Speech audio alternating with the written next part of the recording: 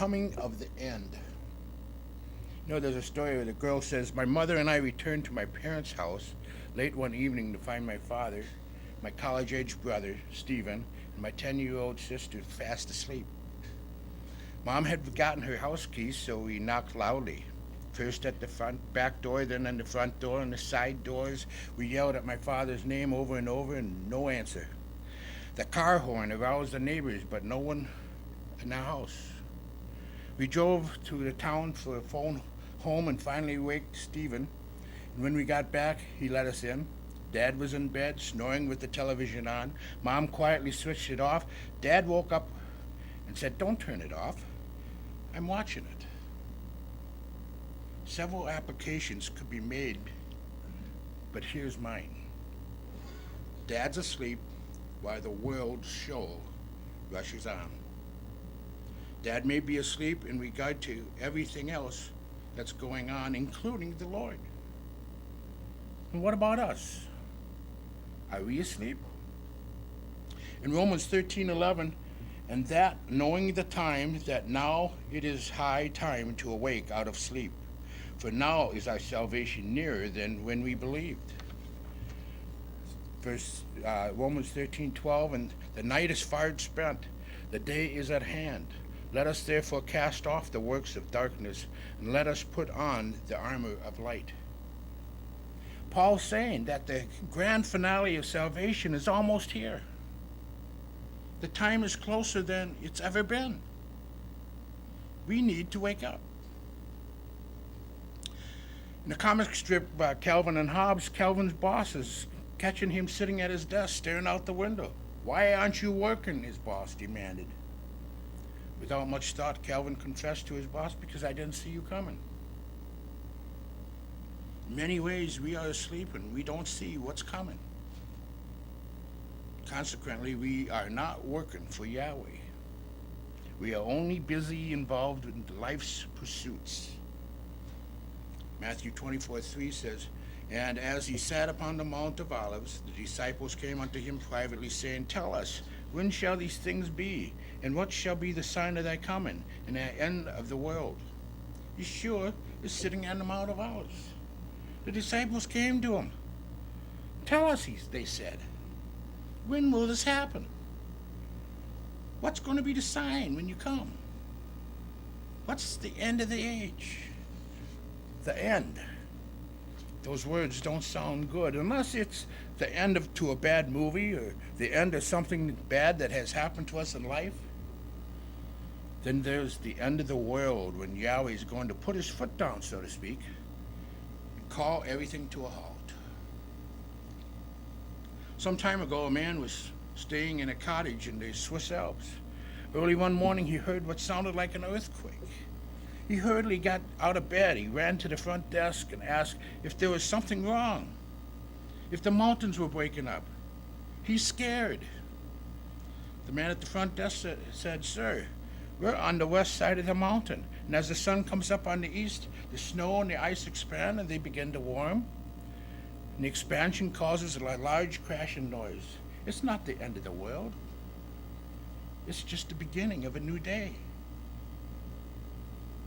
What some consider to be the end of the world may only be the start of something better for us who are in Messiah." What's going to happen before the end? Yeshua talks about several things that we need to be aware of. There will be worldwide chaos. There will be hatred of people, false teachers or leaders. There will be much wickedness. There will be much preaching. Matthew 24:6, "And you shall hear of wars and rumors of wars. See that you be not troubled, for all these things must come to pass. But the end is not yet. For nation shall rise against nation, and kingdom against kingdom, and there shall be famines and pestilences and earthquakes in diverse places. All these things are the beginning of sorrows." There will be worldwide chaos in the form of wars, famines, earthquakes, before the end of the world. And of course, they've been happening for a long time, but some seem to be increasing. A doctor and an architect and a lawyer were arguing over who had the oldest profession. Doctor said, well, the first operation was performed on Adam, so the medical profession is the oldest. No, the architectural planning and design was needed to create the earth and the universe out of chaos, so I represent the oldest profession. And then the last guy says, where do you think the chaos came from? Asked the lawyer. Even though many people like to blame lawyers for many chaotic problems in our society, it's just not true. Wars are started by people, not particularly lawyers.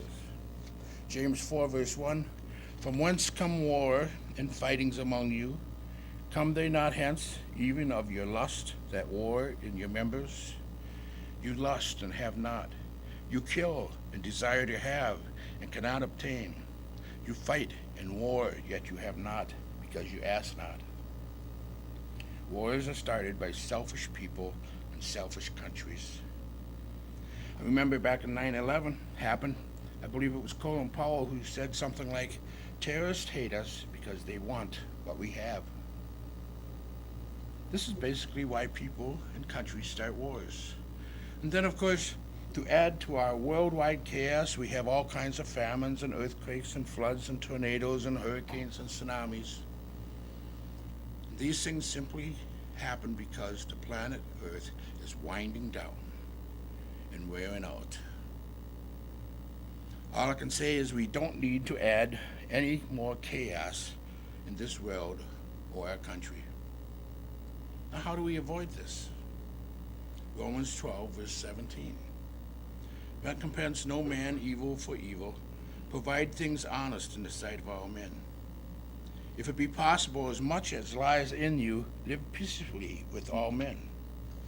We must preach Yeshua. We must witness for Yeshua. We must speak for Yeshua, but do it as kindly and peaceably as possible. Matthew 24, verse 9 says, then shall they deliver you up to be afflicted, and shall kill you, and you shall be hated of all nations for my name's sake. And then shall many be offended, and shall betray one another, and shall hate one another. There's a story about the woman who testified about transformation in her life that had resulted through her experience in conversion. She declared that, I'm so glad I got religion. I have an uncle I used to hate so much I vowed I'd never go to his funeral. But now, why, I'd be happy to go anytime. Someone told this story, it's easier to become a slave to hatred in our hearts. A good friend of mine, Roy, became angry with another friend of mine, Lee. Several years ago, Roy has never forgiven Lee for the trespass, and Lee never knew that Roy was angry with him. Recently, I bumped into Roy, asked him if he was still mad at Lee. I sure am, he replied. I asked Roy why he became angry with Lee in the first place. His response was, I don't remember. It's been too long. I just remember that I'm mad at him. I don't like the sounds that's coming from the verse in Matthew 24, verse 9. You will be handed over to be persecuted and put to death. You will be hated by all nations, and many will turn away from the faith, betray and hate each other. That's bad. I guess in some ways we shouldn't be too surprised when people turn away from the faith, drop out of church, and stop going anywhere. It will happen to some people. Most people who drop out are either mad or dissatisfied with one reason or another. And they generally end up going to another church, and if they can be happy somewhere else, then so be it. But we have people that drop out and stay out of any and all believers' fellowship, then there's something seriously wrong. You can expect some people like that to become very bitter and hateful, and perhaps even oppose Yeshua in the church. We can expect some persecution and a slander in this world if we take a stand for Messiah. For example, when was the last time you spoke up for Messiah at work? Did everybody love you for it? It's doubtful. Thank Yahweh for those who do speak out for Messiah. But when you do, you may expect some criticism or opposition. However, we must confess Yeshua if we want him to confess us. Maybe I'm just getting older, but I don't fear speaking for Messiah like I once did. But we all should, regardless of the opposition of this world, always remember this as we see hatred increase in our world. Greater is he who is in you than he who is in the world. 1 John 4, verse 4. Matthew 24, verse 4, and Yeshua answered and said unto them, Take heed that no man deceive you. For many shall come in my name, saying, I am Messiah, and shall deceive many. In verse 11, and many false prophets shall rise, and shall deceive many. False prophets, false Christ, will make the scene in the last days. There was a prophet, Jim Jones, on the terrible Guyana tragedy in 1978 when he lied to his followers and convinced them or commanded them to drink Kool-Aid laced with poison. 913 people were found dead, including Jim Jones. Jones thought he was the reincarnated Christ. All I can say is it's appointed unto man once to die, but after this the judgment. There's even been others. David Koresh of the Branch Davidians in Waco, Texas. The shootout in April '93. David Koresh, real name is Vernon Wayne Howell, was 19 years old, supposedly became a born-again Christian in the Southern Baptist Church, but soon joined his mother's church, the Seventh-day Adventist Church. There he fell in love with the pastor's daughter. And while praying for guidance, he opened his eyes and found the Bible open in Isaiah 34, which stated that none should want for a mate. Convinced this was a sign from God, he approached the pastor and told him that God wanted him to have his daughter for a wife. The pastor threw him out, and when he continued to persist with his pursuit of the daughter, he was expelled from the church. In '81, when he was 22, he moved to Waco, Texas, where he joined the Branch Davidians. From there, it was apparently all downhill. And Koresh took 80 people with him to their death in '93. And one of the latest to hit the scene is D. Jesus from Puerto Rico. In the eyes of his flock, Jose Luis D. Jesus Miranda is in fact the second coming of Christ. As the head of the Growing in Grace International Ministry, he presides over a sprawling organization that includes more than 300 congregations, 2 dozen countries, from Argentina to Australia. He counts more than 100,000 followers and claims to reach millions more through a 24-hour TV channel, a radio show, and several websites. He's supported by the generosity of his devotees, who have launched some 450 businesses to pour cash into the Growing in Grace coffers. Even though Jesus followers worship him, others denounce him as a charlatan. Jesus is 60 back then, and spent his youth drifting from Roman Catholic Church to the Pentecostals to Baptists. Then one night in '73, he says he awoke to a vision of 2 hulking men in his bedside who announced the arrival of the Lord, who says Jesus came to me and integrated with me. In the early years after founding Growing in Grace in Miami in '86, Jesus didn't claim to be Christ. Instead, he worked as a pastor spreading his doctrine that under a new covenant with God, there is no sin and there is no Satan. People were predestined to be saved. But as his following expanded, his claims did too. In '98, Jesus avowed that he was reincarnated the Apostle Paul. Then, Growing in Grace World Convention in Venezuela, he declared himself Christ. And he called himself the Antichrist and revealed a 666 tattoo on his forearm. His explanation that as the second coming of Christ, he rejects the continued worship of Jesus of Nazareth. We must not be surprised at those who claim to be from Yahweh or be Yahweh himself. Most of these false messiahs and false prophets are easy to spot. The The false leaders we have to be careful about are those who are clever enough to invade the church and induce others to follow them, rather than Yeshua Messiah. And it does happen. Matthew 24:12, and because iniquity shall abound, the love of many shall wax cold. An orator at Hyde Park in London was speaking out against religion. He said, my hatred of religion is honestly come by my grandfather was an atheist, my father was an atheist, and thank God I'm an atheist too. Atheism is not good. Since a true atheist does not believe in Yahweh, we also assume in some ways that they do not believe in good or doing good. They are responsible to no one since they don't believe in Yahweh. Therefore, anything they do is okay. A man by the name of Chesterton once said it is often supposed that when people stop believing in God, they believe in nothing. It's worse than that. When they stop believing in God, they believe in anything. And I would also add, they will do anything evil or wicked. When wickedness increases, love will decrease. It's as simple as that. Nearly every week we hear horror stories of people killing and raping and stealing. Worse yet, we hear horror stories of people abusing and raping and molesting and killing children and babies.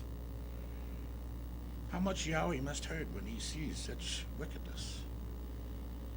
And he sees it. If you hurt, just think how much Yahweh feels. What can we do? What must we do? Even though the love of most will grow cold, our love must grow stronger for people. We must continue to love people as best we can, as strongly as we can, in order to fight against this evil in our world. 1 Peter 4, verse 7. But the end of all things is at hand. Be you therefore sober, and watch unto prayer. And above all things, have fervent charity among yourselves, for charity shall cover the multitude of sins. Matthew 24, verse 13. But he that shall endure unto the end, the same shall be saved. And this gospel of the kingdom shall be preached in all the world for a witness unto all nations, and then the end shall come. The one good thing I see about the end of the world is that there will be more preaching of the gospel. Yahweh's people will stand up. The pace in their preaching and witnesses will increase. And I say, so be it. We all need to be witnessing more and speaking out more for Yeshua. On February 20th, 2007 in Chicago, for Oscar nominee Jennifer Hudson, there was no question where she'd celebrate her success in the week leading up to the Academy Awards at her family's church. I don't do clubs, I don't drink, I don't smoke, Hutchinson told a boisterous crowd at a Progressive Baptist church on the city's south side that day. I'm not having no club party. I better have a praise party. May Yahweh increase your lot. May Yahweh increase your faith to the point where we will do more, witness more, and speak more. A man by the name of Campbell Morgan was a young Christian. He used to visit several elderly ladies once a week to read the Bible to them. And when he came to the end of Matthew's gospel, Morgan said, Lo, I am with you always, even unto the end of the age. He added, isn't that a wonderful promise? One of the ladies quickly replied, young man, that's not a promise. It's a fact. It's a fact that Yahweh and Yeshua will be with us to the very end of life, no matter how it comes. Therefore, let's preach Yeshua Messiah.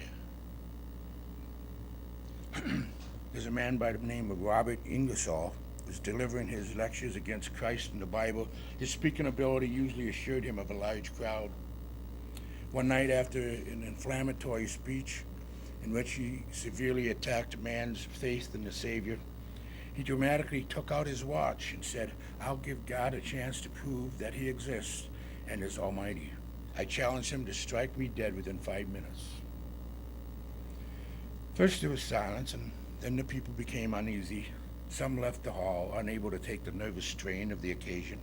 One woman fainted. At the end of the allotted time, the atheist exclaimed, "See, there is no God. I'm still here, very much alive." After the lecture, a young fellow said to a Christian lady, "Well, Ingersoll certainly proved something tonight." And her reply is memorable. "Yes, he did," she said. "He proved God isn't taking orders from an atheist tonight." My point is simply this: Yahweh decides when this world will come to an end.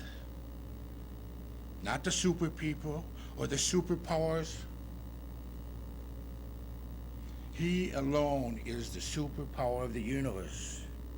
And when that time comes, every knee will bow, every tongue will confess Yeshua Messiah is Lord, to the glory of Yahweh the Father. Yahweh bless.